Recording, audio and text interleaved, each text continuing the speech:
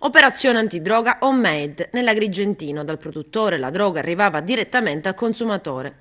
Era proprio la coltivazione diretta della sostanza stupefacente nelle campagne licatesi il principale metodo di approvvigionamento utilizzato dal sodalizio per rifornirsi di marijuana, che veniva poi rivenduta su 3 province della Sicilia. Un asse che si snodava tra le piazze di Licata, Catania e Messina, con lo smercio di ingenti quantitativi di marijuana, in alcune occasioni anche cocaina. Sono stati i carabinieri della compagnia di Licata a disarticolare il gruppo, sviluppando un'indagine conclusasi stamattina con l'esecuzione di 10 misure cautelari emesse dal GIP del Tribunale di Agrigento su richiesta della Procura nei confronti dei componenti del sodalizio ritenuti responsabili a vario titolo in concorso di detenzione ai fini di spaccio di sostanze stupefacenti.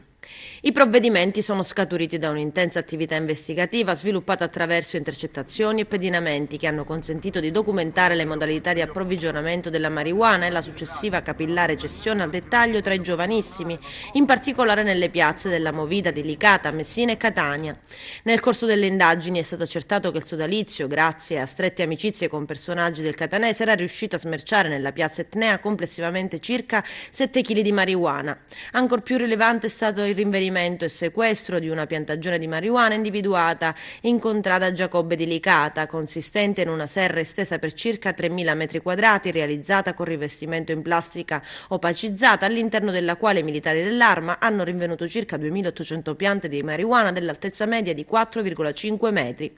In totale sono 9 le persone colpite da misure cautelari, di cui 4 sottoposte agli arresti domiciliari, 4 al divieto di dimora e una sottoposta all'obbligo di presentazione.